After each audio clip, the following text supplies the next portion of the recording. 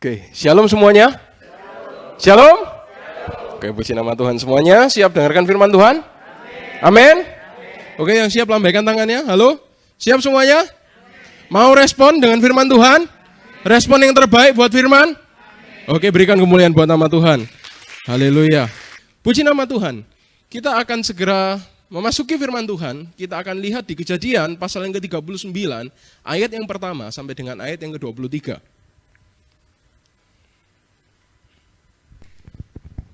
Kalau saya boleh beri judul pada pagi hari ini adalah hidup berkenan bagi Tuhan. Kejadian pasal 39 ayat yang pertama sampai dengan yang ke-23.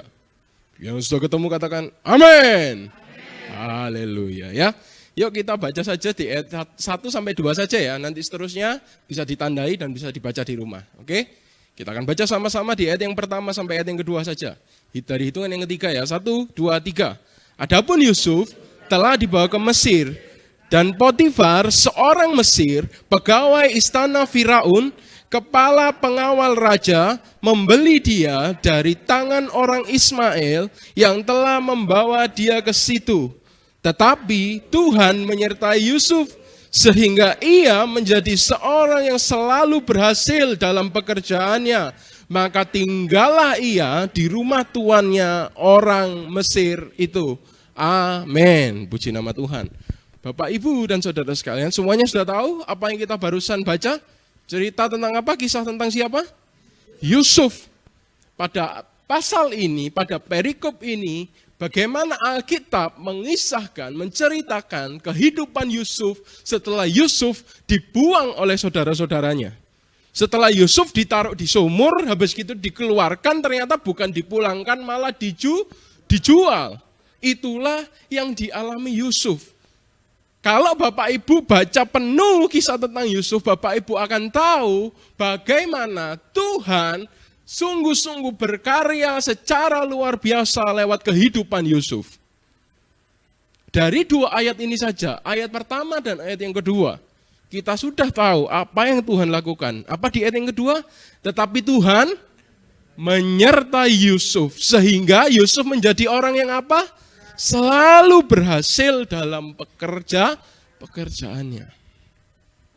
Nah, Bapak, Ibu, dan saudara sekalian, tentu setiap kita semua yang di tempat ini ingin berhasil, bukan?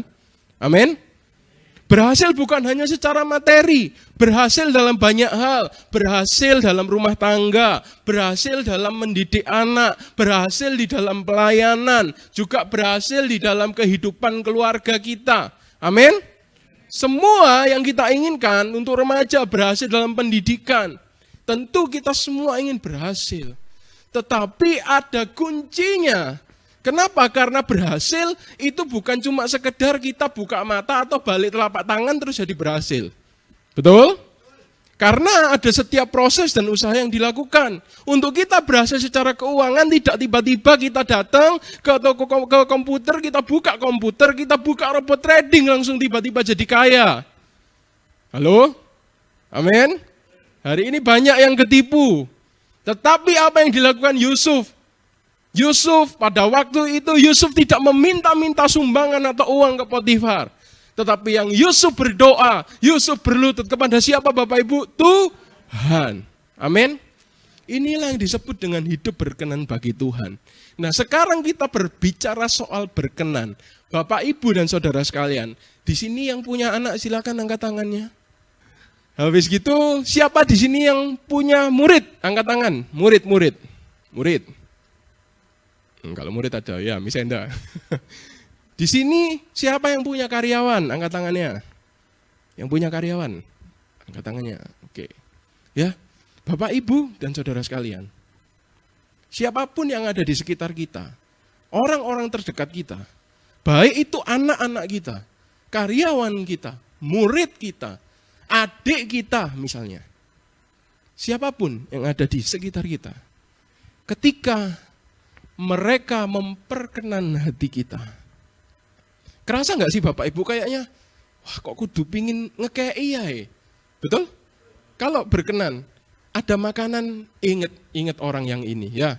Yang biasanya berkenan, yang biasanya pinter, yang perhatian sama orang tua, sama guru, sama bosnya, yang kerja sungguh-sungguh, betul?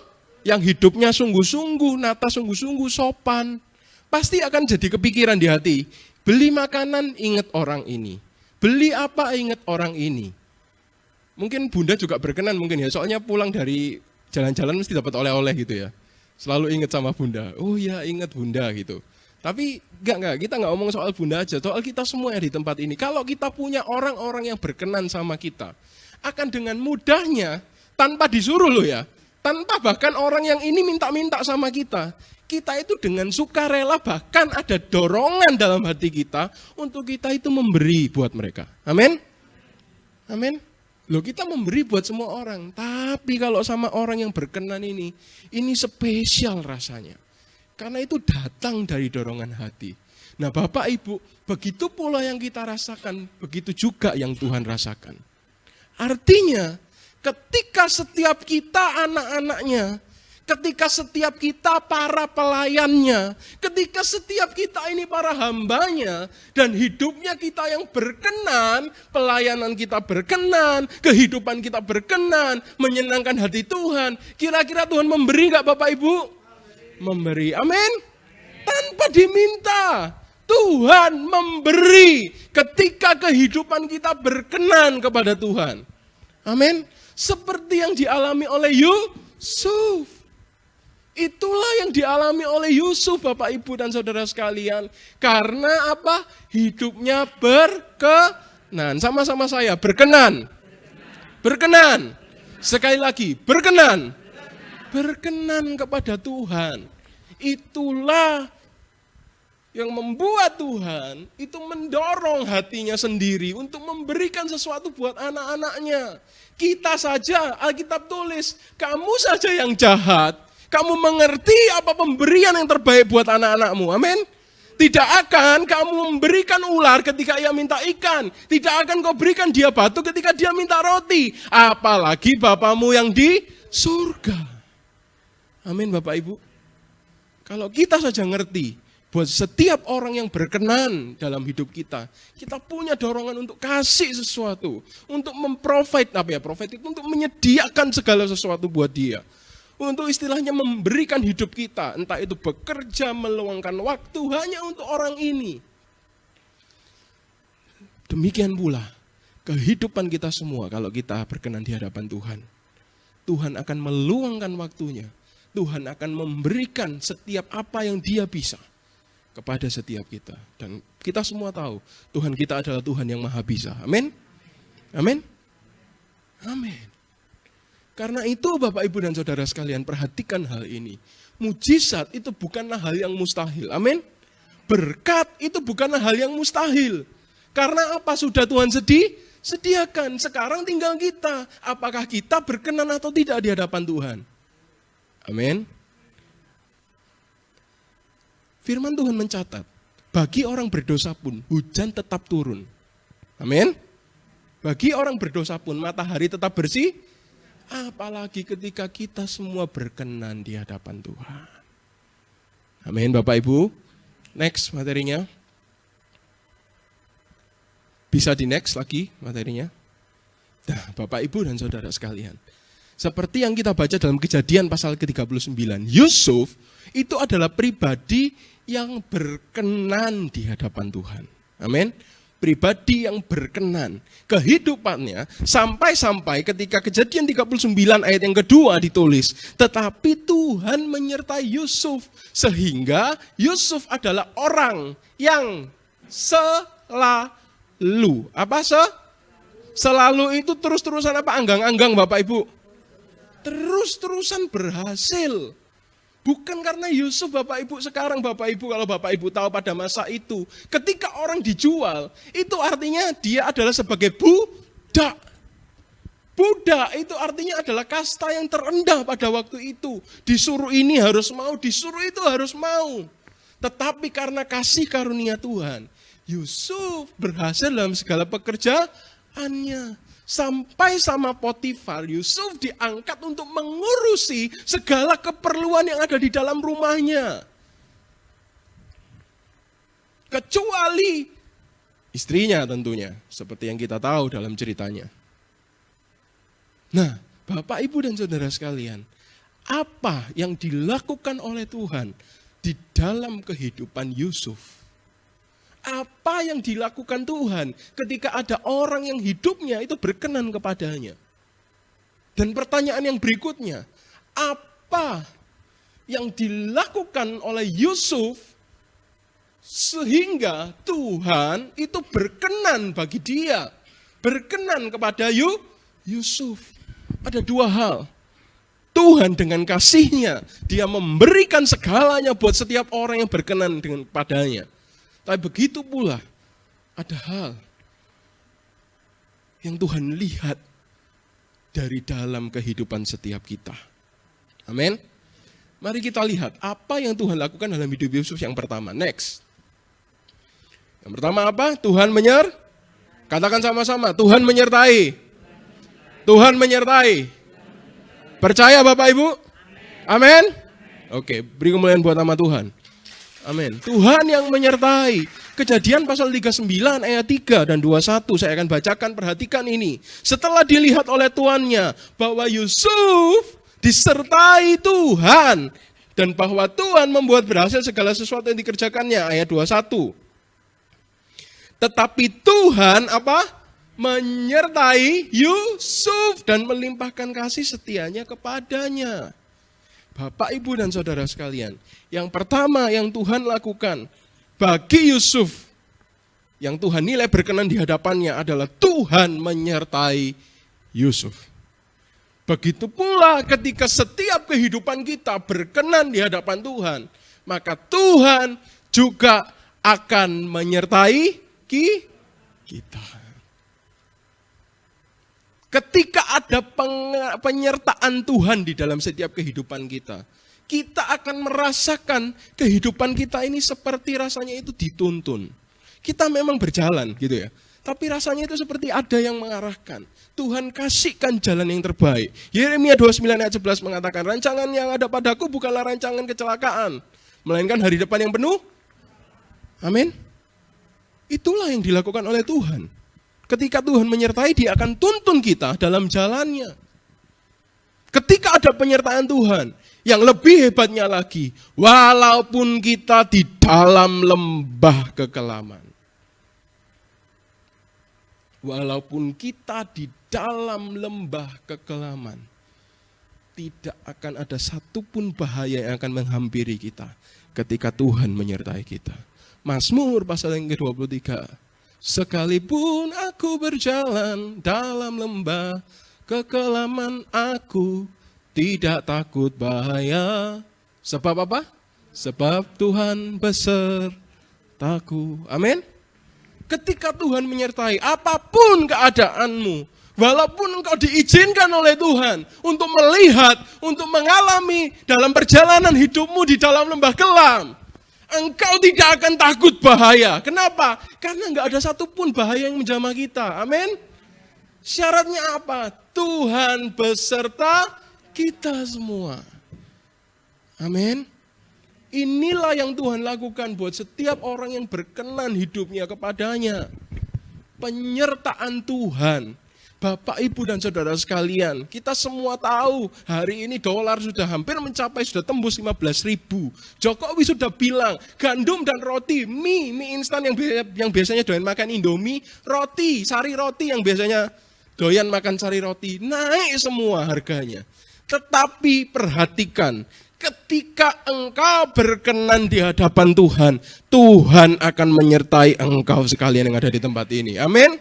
Walaupun kau lihat harga barang-barang naik, lembah kekelaman datang, tapi tidak akan ada bahaya yang menghampiri kita. Karena Tuhan yang menyertai kita. Amin. Yuk, bareng-bareng yuk Bapak Ibu. Yang ngalami harga naik bukan cuma Bapak Ibu, kita semua. Amin. Bareng-bareng yuk kita sama-sama cari perkenan Tuhan. Sungguh-sungguh gitu ya. Biarlah kita ini mendapati. Ketika walaupun kanan kiri kita sedang mengalami gonjang-ganjing dan sebagainya. Walaupun mungkin kita juga ya titik-titik kroso lah. Tapi tidak akan ada bahaya yang menghampiri kita. Amin. Kroso Bapak Ibu sama. Bapak Ibu beli minyak 15-20 ribu, Yang lain juga 15 sampai 20 ribu. Kecuali yang korupsi ya. Tapi nanti di penjara. Sama, semuanya ngalami. Tetapi perhatikan, walaupun dalam lembah kelam, engkau tidak akan takut bahaya. Kalau Tuhan beserta kita. Amin? Amin, halo? Amin. Yuk berikutnya. Apa yang Tuhan lakukan? Next. Apa? Tuhan memberkati. Kejadian pasal 39 ayat kedua saya baca lagi. Tetapi Tuhan menyertai Yusuf sehingga ia menjadi seorang yang selalu berhasil dalam pekerjaannya. Ketika kita berbicara tentang keberhasilan, kita berbicara tentang berkat Tuhan. Nah, berkat ini sebagai follow up istilahnya sebagai tindak lanjut dari penyertaannya.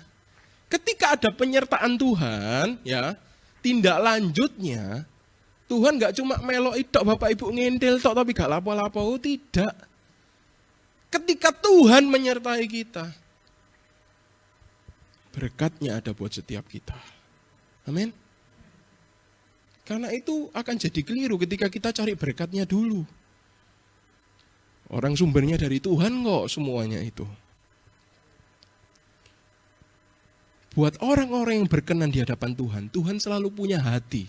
Tuhan selalu punya kemurahan untuk orang-orang yang berkenan di hadapannya. Amin. Dan biarlah orang-orang yang berkenan itu adalah Bapak, Ibu, dan saya. Amin. Amin. Lihat, Tuhan itu memberkati. Entah bagaimana caranya. Saya itu inget Tere kalau selalu ngomong sama saya, wis pokoknya Tuhan berkatilah. Entah apa bagaimanapun caranya. Ya saya selalu pegang itu juga. Ya bukan berarti terus, oh ya bagaimanapun caranya, ongkang-ongkang sikil, turu, gak kerja, ya wis. Tapi enggak. Tetap bekerja, tetap berusaha. Tapi meskipun seakan-akan di depan rasanya enggak mungkin. Tapi satu hal yang saya paling ingat, enggak tahu bagaimanapun caranya Tuhan pasti akan memberkati kita. Amin. Asal kehidupan kita apa? Sekali lagi apa? Amin. Berikutnya yang Tuhan lakukan. Next. Nah ini, yang berikutnya yang Tuhan lakukan adalah Tuhan menyatakan kuasa. Dengarkan ini baik-baik ya, supaya lebih paham. Ayat 3 sampai ayat yang ke-6 saya akan bacakan, perhatikan baik-baik. Setelah dilihat oleh siapa yang lihat? Siapa tuannya ini? Potifar. Bahwa Yusuf disertai Tuhan dan bahwa Tuhan membuat berhasil segala sesuatu yang dikerjakannya. Maka Yusuf mendapat kasih tuannya dan ia boleh melayani dia. Kepada Yusuf diberikan apa? Kuasa kepada Yusuf atas rumahnya dan segala miliknya. Sejak Potifar memberikan kuasa dalam rumahnya dan atas segala miliknya kepada Yusuf, Tuhan memberkati rumah orang Mesir itu karena Yusuf. Amin. Bapak, Ibu, dan saudara sekalian, ketika kehidupan kita disertai dan diberkati Tuhan, tidak mandek sampai di situ. Tuhan juga akan memberkati orang-orang yang ada di sekitarmu. Amin. Siapa hari ini yang mau Bapak Ibu doakan? Suami Bapak Ibu, istri Bapak Ibu, anak Bapak Ibu, karyawan Bapak Ibu, murid Bapak Ibu, orang tua Bapak Ibu dan saudara sekalian. Ketika kehidupan kita berkenan, ketika Tuhan menyertai dan memberkati kita, tidak mandek sampai di situ. Tuhan juga akan memberkati orang-orang yang ada di sekitarmu. Amin Bapak Ibu. Kenapa? Karena Tuhan ingin menyatakan kuasanya. Tuhan menjadikan Yesus sebagai saksi. Puji Tuhan kalau di antara keluarga Bapak Ibu dan saudara sekalian, ada yang belum kenal Tuhan. Ketika melihat kehidupan Bapak Ibu dan saudara sekalian, ada penyertaan Tuhan di sana, ada berkat Tuhan di sana, ada keberhasilan di sana. Dia terberkati, dia kenal Tuhan dan dia diselamatkan. Amin. Lihat, Tuhan gak cuma berhenti menyatakan berkatnya itu untuk pribadi kita saja, tapi juga untuk orang-orang yang ada di sekitar kita. Karena itu kuncinya. Buat setiap kita mungkin yang hari ini engkau ingin menyelamatkan keluargamu. Engkau yang ingin menolong keluargamu. Langkah pertama, hidup berkenan di hadapan Tuhan. Amin. Percaya Tuhan pasti menolong. Engkau boleh usaha, boleh. Tapi yang pertama, hidup berkenan. Amin Bapak Ibu. Nah inilah yang 3 hal ini yang Tuhan berikan dalam kehidupannya Yusuf. Next. Nah ketika Tuhan sudah berikan semuanya itu dalam kehidupan Yusuf. Sudah klop, lengkap, komplit, betul? Sudah disertai, sudah dituntun, sudah diberi rasa aman, rasa tenang, tapi juga diberkati. Nah tetapi Bapak Ibu saya katakan, di dalam kekristenan itu bukan cuma hubungan satu arah. Tapi 2 arah antara Tuhan dengan kita dan juga kita dengan Tuhan. Nah berikutnya, apa yang Yusuf lakukan sehingga Yusuf boleh berkenan di hadapan Tuhan. Amin. Apa yang Yusuf lakukan? Yang pertama apa dibaca? Yusuf, halo Bapak Ibu, menolak kejahatan. Amin. Yang pertama, Yusuf menolak kejahatan. Kejadian pasal yang 39 ayat yang ke-7 saya akan bacakan. Selang beberapa waktu, istri Potifar memandang Yusuf dengan berahi lalu katanya, marilah tidur dengan aku. Tetapi Yusuf menolak apa? Menolak. Apa yang dilakukan Yusuf? Menolak. Nah ini loh Bapak Ibu, menolak. Yusuf menolak semuanya itu. Kalau mau dilihat lagi ada. Kenapa Yusuf dikatakan dalam poin ini menolak kejahatan? Kita lihat sebelumnya di Kejadian pasal 37. Bisa dilihat sebelumnya. Bapak Ibu, Kejadian pasal yang ke-37. Ini juga tips ya dari saya untuk ketika kita belajar firman Tuhan, bisa lihat di ayat atau pasal yang ada di sekitarnya. Termasuk ini, kalau kita mau tahu bagaimana Yusuf itu gak suka sama kejahatan, menolak kejahatan. Lihat, di Kejadian pasal 37 ayat yang kedua. Nih ya, demikianlah firman Tuhan.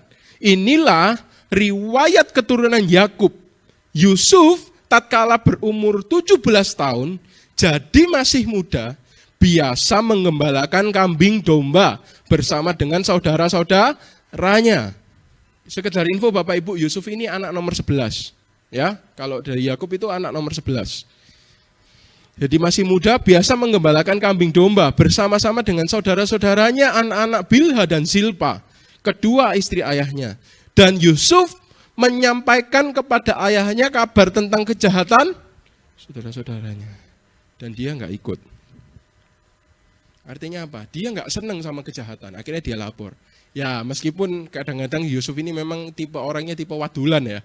Tapi dia ini benci kejahatan, gitu ya. Dia ini poinnya adalah ada dibenci kejahatannya. Yusuf itu menolak setiap kejahatan. Nah sekarang bagaimana juga dengan setiap kita? Apakah kita melakukan, belajar dari apa yang Yusuf lakukan? Menolak kejahatan artinya itu menjagai diri kita supaya tidak tercemar oleh dosa dan kejahatan. Amin. Sudah seberapakah kita ini menjagai diri kita? Halo Bapak Ibu, sudah seberapakah kita ini menjagai diri kita untuk jauh dari yang namanya dosa dan kejahatan? Apakah bisa 100% lepas? Oh tidak, karena kita masih ada dalam daging. Tapi bagaimana usaha dan upaya kita untuk menghindari, menjauhi dan menolak itu semua? Karena itu kenapa di Alkitab tidak ditulis, oh ya sudah kalau di Alkitab ditulis, oh ya kamu harus mematikan dosa. Enggak, yang dimatikan bukan dosa, dagingnya. Halo? Amin. Yang dilakukan untuk dosa adalah menjagai diri kita sebisa mungkin untuk tidak kita ini tercemar oleh dosa dan kejahatan.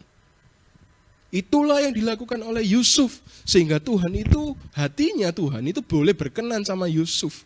Menjaga diri. Amin. Sama-sama saya, menjaga diri. Halo, menjaga diri. Sekali lagi, menjaga diri. Menjaga diri Bapak Ibu. Itulah yang dilakukan oleh Yusuf ya. Yang kedua, next. Apa? Yusuf teguh kepada kebenaran. Ini ya, Kejadian pasal 39 ayat yang ke-10. Walaupun Dari hari ke hari. Apa? Hari ke hari. Setiap hari. Perempuan itu membujuk Yusuf. Yusuf tidak mendengarkan bujukannya. Amin. Teguh sama kebenaran. Yusuf tidak mendengarkan bisikannya, ajakannya. Kenapa Bapak Ibu? Begini, keteguhan kita di dalam kebenaran ini sangat dibutuhkan. Karena kita ini kadang-kadang berada di situasi yang mana kita ini tidak bisa lari atau menghindar, betul?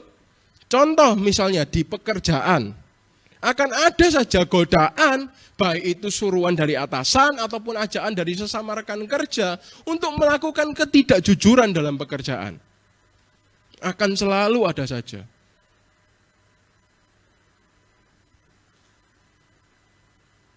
Tapi kalau kita punya keteguhan, Bapak Ibu, keteguhan itulah yang akan menyelamatkan iman kita. Amin. Sekarang kayak Yusuf, Bapak Ibu. Yusuf dipercaya untuk bekerja. Yusuf dipercaya untuk mengurusi segalanya. Tiba-tiba pintunya, nggak tahu itu kayaknya pintunya dikunci semua. Dijebak tiba-tiba bajunya diraih. Nah kalau gitu bisa apa Bapak Ibu? Gimana?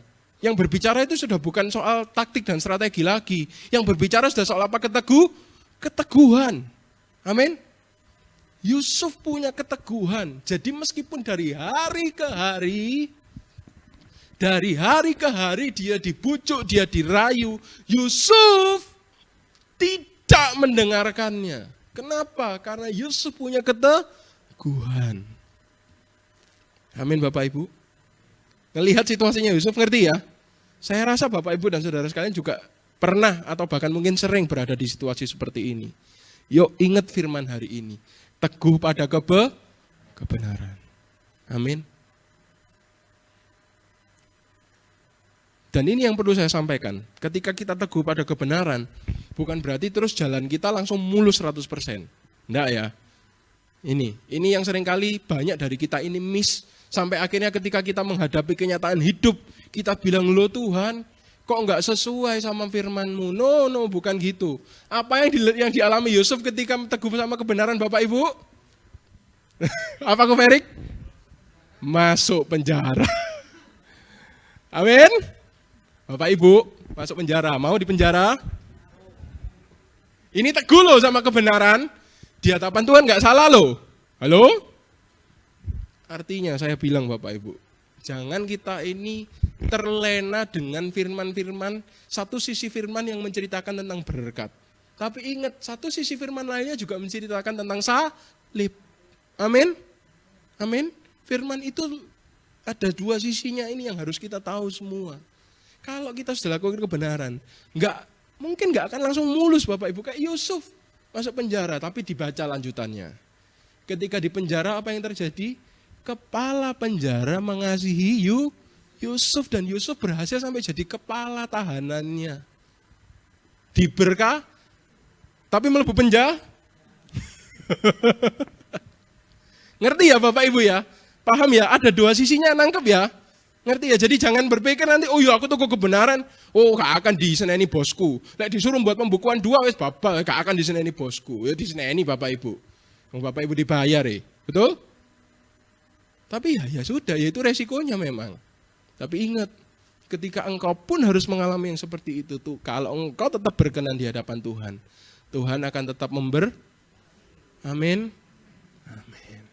Nah kadang kita kepingin enaknya aja. Oh iya wis, tak tolak, wis gak apa-apa, aku gak akan diseneni bosku. Begitu diseneni bosku, Tuhan kok ngene yo Tuhan. Aku harus melakukan kebenaran Tuhan. Kok aku di SP Tuhan? Enggak Bapak Ibu, melakukan kebenaran pun tetap ada harganya yang harus dibayar. Ya, oke, jadi jangan sampai kita terlena dan kita akhirnya kecewa sama Tuhan. No, enggak seperti itu. Contohnya siapa? Tuhan sudah kasih contoh, Yusuf. Amin. Makanya itu, kemarin kayak Un sudah pesen di anak-anak Yud. Rajin-rajin dengar ibar. Rajin-rajin baca dibaca supaya tidak kelewatan ya. Contohnya semuanya ada di Alkitab. Amin. Oke, puji nama Tuhan. Poin yang berikutnya. Next, yang terakhir. Yusuf tetap percaya kepada Tuhan. Kejadian pasal yang ke-39, ayat yang ke-9 dan juga 20-21. Ini ya. Saya baca di ayat yang ke-9 bagian yang B. Dari kata-kata, bagaimanakah mungkin aku melakukan kejahatan yang besar ini dan berbuat dosa terhadap Allah. Yang ke-20, 21. Perhatikan nih. Lalu Yusuf ditangkap oleh tuannya dan dimasukkan ke dalam penjara, tempat tahanan-tahanan raja dikurung. Demikianlah Yusuf dipenjarakan di sana. Ayat 21, tetapi Tuhan menyertai Yusuf dan melimpahkan kasih setianya kepadanya dan membuat Yusuf kesayangan bagi kepala penjara itu. Dari ayat yang kita baca, Bapak Ibu dengar, Yusuf meninggalkan Tuhan? Halo? Enggak. Bahkan ketika di penjara, Tuhan tetap menyertai Yusuf. Artinya apa? Yusuf tetap berpegang teguh pada Tuhan. Kepercayaan kita sama Tuhan, iman kita kepada Tuhan, itu adalah salah satu aspek dalam hidup kita yang mampu menggerakkan hati Tuhan untuk melakukan mujizatnya dalam hidup kita. Amin. Iman, rasa percaya, tetap berpegang teguh. Yusuf tetap percaya, ada kata tetapnya. Tetap artinya tetap, still, tetap berada di situ. Tidak goyah dan tidak berubah. Percaya sama Tuhan. Itulah yang membuat akhirnya Yusuf bahkan ketika sudah masuk di penjara pun, dia tetap disertai dan diberkati oleh Tuhan dengan luar biasa. Karena Yusuf tetap percaya sama Tuhan. Yang dia pikirkan ketika dia akan dihukum sama tuannya, ketika dia dirayu, bukan soal apakah aku nanti dipecat sama Potifar, tidak. Yang dia pikirkan apa? Nanti aku mau, aku akan dosa sama apa yang ada di pikiran Yusuf? Takut akan Tuhan. Amin. Yang dipikir Yusuf bukan gaji, bukan pangkat, tapi apa? Takut akan Tuhan. Yang ada di kepalanya Yusuf, Tuhan. Amin Bapak Ibu. Dari kisah kehidupan Yusuf, sepenggal kehidupan Yusuf ini, kita bisa lihat, kita bisa belajar. Bagaimana untuk hidup kita ini boleh berkenan di hadapan Tuhan. Dan ketika kehidupan kita itu sungguh-sungguh berkenan di hadapan Tuhan. Oh Bapak Ibu, saya katakan ini, Tuhan tidak akan pernah tinggal diam dalam kehidupan kita. Dia akan membuat segala perkara yang Dia inginkan. Tentunya perkara yang hebat dan luar biasa di dalam setiap kehidupan kita. Amin. Ada jangka dan proses waktu dari Tuhan. Tapi selama kita masih ada dalam jalannya, proses itu terus bekerja. Tuhan itu masih ada. Tuhan itu nyata dan masih terus bekerja. Amin. Demikianlah firman Tuhan. Biarlah setiap firman Tuhan ini boleh menjadi kekuatan buat setiap hidup kita. Boleh jadi koreksi buat setiap hidup kita. Untuk kehidupan kita semakin berkenan di hadapan Tuhan. Amin. Tuhan Yesus memberkati.